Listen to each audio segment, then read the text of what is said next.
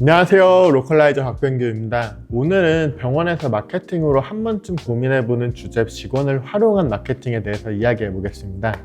요즘 병원들 보면은 마케팅 효율을 높이기 위해서 인플루언서를 직원으로 채용하는 경우가 있습니다. 결론부터 말씀드리자면은 이 방법 효율 자체는 확실히 좋습니다. 이미 팔로워가 있고 컨텐츠를 만들 줄 알고 노출 구조를 이해하는 사람이니까 마케팅 속도가 확실히 빠릅니다. 그런데 문제는 그 다음입니다. 그 사람과 평생 갈 수 있느냐는 겁니다. 현실적으로는 아마 어렵겠죠. 언젠가는 이별하는 과정을 맞게 될 거고 그 이유는 다양하겠죠. 능력적인 부분에서 병원과 맞지 않는다거나 성향이 안 맞는다거나 병원에서 주도권을 가져가려고 한다거나 혹은 반대로 본인이 더 큰 보상을 원한다거나 이유야 많습니다. 문제는 이별의 과정이 절대 깔끔하기만은 어렵다라는 겁니다. 내가 이 병원 키운 게 얼만데, 내가 만든 컨텐츠로 환자들 들어온 건데, 이런 이야기 그분 입장에서는 충분히 나올 수 있습니다. 그리고 실제로 인플루언서와 개인 채널을 통해 퇴사 후 병원을 공격하는 경우도 있습니다. 저야 구경하는 입장이다 보니까 재밌게 보고 있겠지만 병원 입장에서는 이걸 대응하는 리스크가 상당히 큽니다.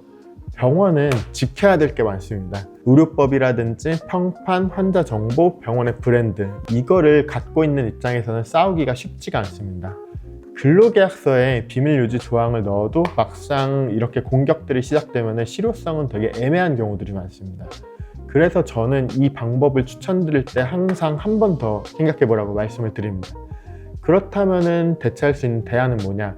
인플루언서를 데리고 오는 게 아니라 만드는 구조로 가는 것도 대안이 될 수 있겠죠. 원내에서 운영하는 릴스나 컨텐츠를 같이 찍을 직원을 채용하는 방식입니다. 이때 중요한 포인트는 두 가지입니다. 첫 번째는 애초에 채용 기준이 달라져야 됩니다. 비주얼 괜찮고 카메라 앞에서 어색하지 않고 끼가 느껴지는 사람, 이런 요소들을 채용 단계에서부터 봐야 됩니다. 두 번째는 보상 구조를 설계해야 됩니다. 영상 활용 동의는 기본이고 연봉을 더 준다거나 인센티브를 주거나 근로조건을 유리하게 설계해서 명확한 보상을 만들어줘야 됩니다. 그런데 여기서 또 하나 문제가 있습니다.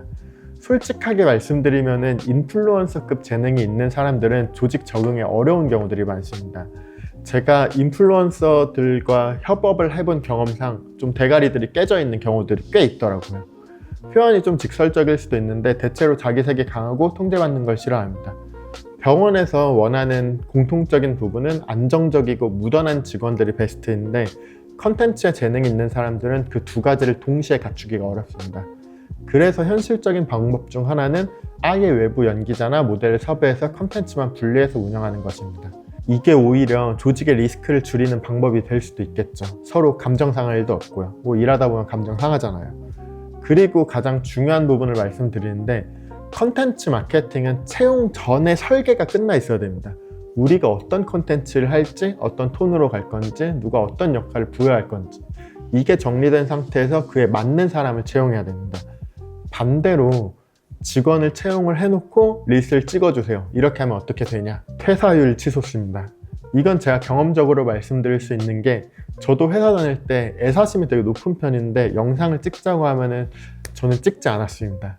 근데 지금은 자영업자가 되니까 못하는 게 없어서 유튜브를 하고 있는 거죠. 이게 현실이에요. 병원 같은 경우에는 요즘 채용도 많이 어려워졌다 보니까 릴스나 컨텐츠 같은 경우를 요청드리기가 많이 어려운 상황이에요. 병원에서 직원을 활용한 마케팅은 분명히 효율은 좋습니다. 하지만 인플루언서를 채용하는 방식은 후에 리스크가 좀 크게 되겠죠. 그래서 내부에서 만들 건지 외부에서 쓸 건지 구조를 먼저 결정이 필요하고요. 채용은 그 다음입니다. 이 순서가 바뀌면은 결국은 병원에 문제가 생기더라고요. 이상으로 로컬라이저 박병규였습니다. 구독과 좋아요 부탁드립니다.